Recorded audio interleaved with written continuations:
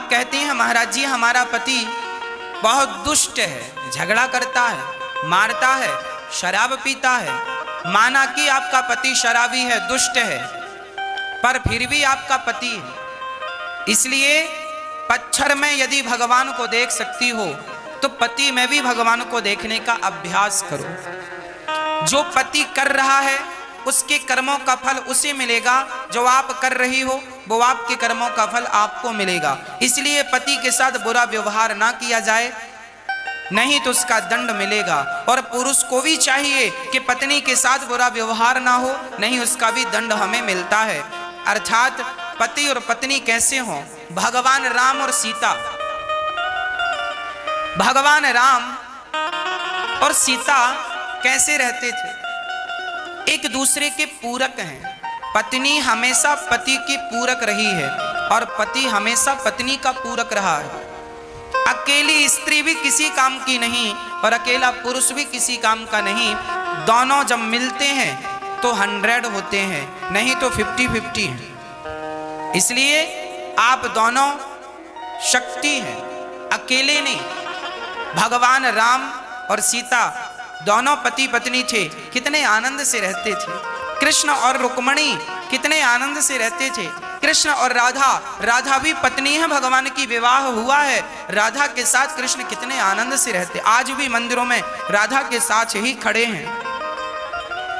जब भगवान अपनी गृहस्थी बड़े आनंद से चलाते हैं तो भगवान हम लोगों को यही तो संकेत देते हैं, तुम भी गृहस्थ में रहो, पर गृहस्थी तरीके से चलाओ।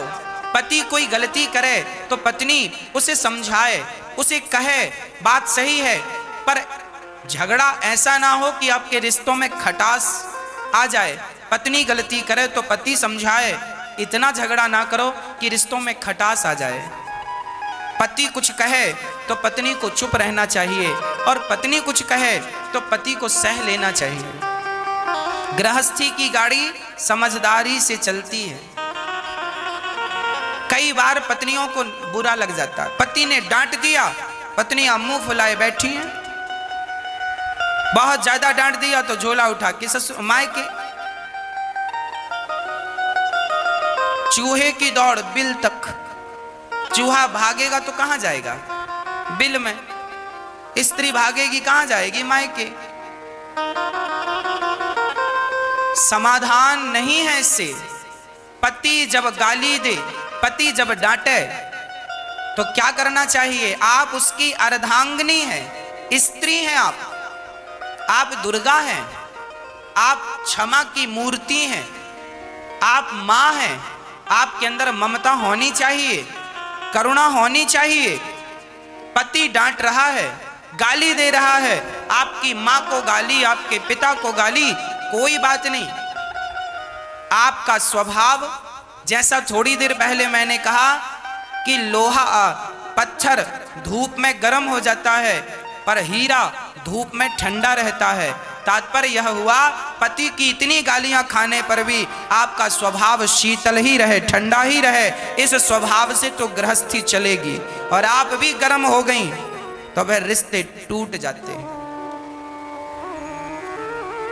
एक पत्नी बोली, गुरुजी हमारा पति बहुत गाली देता है। हमने कहा आपका पति आपसे प्यार करता है कि नहीं? हाँ हाँ महाराज जी प्यार भी करता है। हमने कहा जब प्यार आपसे करता है तो डांटेगा भी आपको। अब प्यार आपसे करे और डांटे पड़ोसन को, ऐसा तो हो नहीं सकता। जब आपसे प्यार करता है तो डांटेगा भी आपको। इसलिए छोटी छोटी बातों को छोटी ही रहने दो, उन्हें बड़ा करने की जरूरत नहीं है। इसमें आप समझदार नहीं कहलाएंगे। पति पत्नी का विवाद सुबह हो तो शाम तक सदा के लिए खत्म हो जाए, ये विवाद तो ठीक है। पर अब विवाद चल रहा है महीनों से, सालों से, ये विवाद हानिकारक है। खासकर मैं स्त्रियों से कहूं, पति पत्नी में झगड़ा हो तो मायके जाने की गलती कभी ना करना। मायके वाले आपको रख लेंगे, आपको कहेंगे कि अब ससुराल मत जाना, पर कब तक रहोगी अपनी माँ के पास? कब तक रहोगी अपने भाई के पास? कब तक रहोगे? महीने भर रहोगे, 2 महीने रहोगे? स्त्री का कल्याण ससुराल में है। स्त्री को समझदारी का परिचय देना है और पुरुष को बहुत समझदारी का। खासकर ये जो आज बच्चे शादी कर लेते हैं, शादी के बाद हम देखते हैं तलाक हो जाता है। क्यों होता है? केवल समझदारी की कमी से। आप थोड़ा सा समझदारी का परिचय देंगे, दोनों में थोड़ी थोड़ी समझदारी होगी, गंभीरता होगी। एक बार एक संत से एक आदमी ने कहा, महाराज मैं शादी करूं कि ना करूं? आपने की है, आपका अनुभव क्या है? तब बड़े महात्मा ने कहा, बेटा शादी करना अच्छी बात है, पर शादी तब करना चाहिए जब आपके अंदर सहनशीलता आ जाए। यदि सहनशीलता है तो शादी कर लेना, और सहनशीलता नहीं है तो शादी बिल्कुल ना करना। शादी के बाद सहन करना पड़ता है, पत्नी की भी सहन करना पड़ता है, पति की भी सहन करना पड़ता है, परिवार की भी सहना पड़ता है। शादी कर लोगे, पति पत्नी आप हो, कल भाई ताना मारेगा, कमाता कुछ नहीं है, खाता रहता। जिठानी ताना मारेगी, देवरानी ताना मारेगी, कुछ कमाता धमाता नहीं है, खाती रहती है, टुकड़ों पे पलते रहते हो। कोई भी कुछ भी कह सकता है। इन सारी बातों को सहन करना चाहिए, और सहन करते हुए अपनी गृहस्थी बड़े आनंद से चलाना चाहिए। और मैं आपको एक निवेदन और कर दूं, आज मैं देखता हूं भाई भाई, छोटा भाई कमाता है, बड़ा भाई खाता है, या बड़ा भाई कमाता है, छोटा भाई खाता है। जो आदमी कमाता है ना, बड़ा भाई कमाता है, तो बड़े भाई की पत्नी छोटे भाई को ताना तो मारेगी, देवर को, है मेरा देवर पड़ा पड़ा खाता, कुछ कमाता तो है नहीं।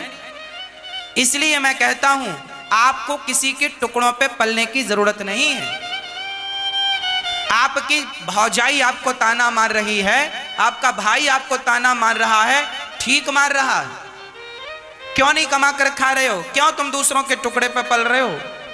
अरे दूसरों की हलवा पूड़ी और खुद की कमाई की बासी रोटी खाकर नमक के साथ रहो, पर अपनी कमाई का खाओ। दूसरों की कमाई के 56 भोग भी खाने नहीं चाहिए। बड़ा भाई कमाता है, छोटा भाई पड़ा पड़ा खाता है, स्वाभाविक कहेगा ठीक कहता है। बड़ी भौजाई कहती है ठीक कहती है, तुम कमा कर क्यों नहीं खा रहे हो? और बाद में रोते हो, हमारी भाभी ने ये कहा वो कहा। अरे भाई ठीक कहा, क्यों पड़े हो, क्यों नहीं कमाते हो? इसलिए शादी करने के पहले भी आप ये निर्णय कर लीजिए कि आपकी पत्नी को आप क्या खिला पाएंगे अपनी कमाई से, क्या उसे कपड़े पहना पाएंगे अपनी कमाई से, क्या अपने बच्चों को अच्छे स्कूल में शिक्षा दे पाएंगे। यदि इतनी व्यवस्था है, आपके अंदर कुछ करने की ताकत है, तो विवाह करो। दूसरों के भरोसे में पत्नियां ना लाया करो कि मेरा भाई कमाता है तो मैंने शादी कर ली, भाई के टुकड़ों पे पलता रहूंगा। पहले अपना सेल्फ हो जाओ, अपने पांव पे खड़े हो जाओ, कुछ कर लो, अपनी पत्नी को खिला सको तो कर लो। इसलिए विवाह करने के पहले बहुत विचार करना चाहिए। और लड़की के पिता को भी विवाह करने के पहले यह विचार करना चाहिए, जिसके साथ आप अपनी लड़की का विवाह कर रहे हैं वो 2 पैसा कमाता है या नहीं। यदि कमाता है, वो करोड़पति नहीं है चलेगा, पर 2 रोटी कमाने की ताकत रखता हो अपनी मेहनत से, तो बेटी का विवाह कर देना। और आपने ये सोचकर कर दिया कि 2 भाई हैं, 3 भाई हैं, 4 भाई हैं, और बाप की संपत्ति तो है ही, और बड़ा भाई तो सरकारी नौकरी पे है और छोटा भी है, और बीच वाले से कर दो, तो बड़ा और छोटा कब तक खिलाएगा। इसलिए सेल्फ जिंदगी अच्छी है। ये गृहस्थी के छोटे छोटे से नियम हैं, इन नियमों को फॉलो करते रहोगे, पैसे कमाते रहोगे, परिवार का भरण पोषण करते रहोगे, तो आनंद बना रहेगा। और दूसरों के टुकड़े में पलोगे और भ्रष्टाचार गलत करोगे तो भी घर में विवाद होगा। इसलिए जितनी ईमानदारी से आप कमाते होंगे, जितनी ईमानदारी से आप खाते होंगे, आप उतने सुखी होंगे, और जितनी बेईमानी से कमाकर खाते होंगे आप उतने दुखी होंगे। गृहस्थी के कुछ फंडे हैं, उन नियमों को फॉलो कीजिए। गृहस्थी समझदारी का विषय है। मैच्योर हो जाना ही गृहस्थ, जब तक मैच्योर ना हो गृहस्थाश्रम में प्रवेश ना करना, नहीं तो दांतवा सब टूट जाएंगे, ऐसी ठोकर लगेगी। थोड़ी सी समझदारी, इसलिए कहते हैं अपने बच्चों को कथा सुनवाया करो, हम ही उनको मैच्योर कर देंगे, कथा सुना सुना के शादी के योग्य हो जाएंगे, कैसे गृहस्थी चलानी है सब सीख जाएंगे, कैसे रिश्ते निभाने हैं समझ जाएंगे। इसलिए जरूरी है कि आप पति पत्नी समझदारी से अपना गृहस्थ जीवन चलाएं। पति को चाहिए पत्नी का सम्मान करे। एक सज्जन हमसे बोले, गुरुजी हमारी पत्नी बीमार रहती है, क्या हम उसकी सेवा कर सकते हैं? एक पत्नी हमसे बोली, गुरुजी हमारे पति हमारा सिर में दर्द रहता है, सिर दबाते हैं, हमसे उठा बैठा नहीं जाता, तो घुटनों में तेल हमारे पति लगाते हैं, क्या हमें पाप लगेगा? हम पति से सेवा करवाते हैं, क्या हमें पाप लगेगा? हमने कहा नहीं, जैसे पत्नी का धर्म है कि पति की सेवा करे, यदि भगवान ना करे आपकी पत्नी पर कोई संकट आ गया तो पति ही तो उसकी सेवा करता है। मतलब पति और पत्नी एक दूसरे के पूरक हैं। केवल पत्नी सेवा करे पति की ऐसा नहीं है। यदि पत्नी पर कोई आपातकाल आ जाए, विपत्ति आ जाए, शारीरिक कष्ट आ जाए, तो पति भी उसकी सेवा कर सकता है। फॉर एग्जाम्पल, जब भगवान श्री राम वनवास गए तब मंथरा माता ने माता सीता को वस्त्र लाकर दिए, ऐ सीता वो अपने राजसी वस्त्र उतारो और जंगल के ये वलकल वस्त्र पहनो। मंथरा ने जब वस्त्र दिए तो सीता माता जंगली वस्त्र, जंगल में साधु सन्यासी का जो कपड़ा है वो एक राजमहलों में रहने वाली राजकन्या, उससे थोड़ी बनेगा। सीता माता को समझ नहीं आया कि इन्हें पहनना कैसे। तब भगवान श्री राम, देखिए पति कैसा है, भगवान श्री राम गए और माता सीता को अपने हाथ से उन कपड़ों को पहनना सिखाया, पहना कर बताया, सीता इसे ऐसे पहनना है, इसे ऐसे ऐसे पहनो। भगवान राम सीता को कपड़े पहनना सिखा रहे। जंगल में जब सीता के पांव में कांटे चुभ जाते हैं ना, तो भगवान राम माता सीता के कांटे निकालते हैं। राम सीता के कांटे चरण पकड़ते हैं, अपनी जंघा पर रखते हैं, सीता के चरण अपनी जांघ में रखकर, और माता सीता के चरणों के कांटे, माता राम के चरणों में कांटा लग जाए, राम के चरणों में कांटा लग जाए तो लक्ष्मण निकाला करते थे, पर माता सीता के चरणों में कांटा लग जाए तो भगवान राम निकाला करते थे। इसका अर्थ क्या है? इसका अर्थ यही है कि पति और पत्नी एक दूसरे के पूरक हैं। इस रिश्ते को शायद लोग नहीं जानते, इस रिश्ते को शायद लोग नहीं समझते, और बिना समझे बिना जाने निभाते रहते।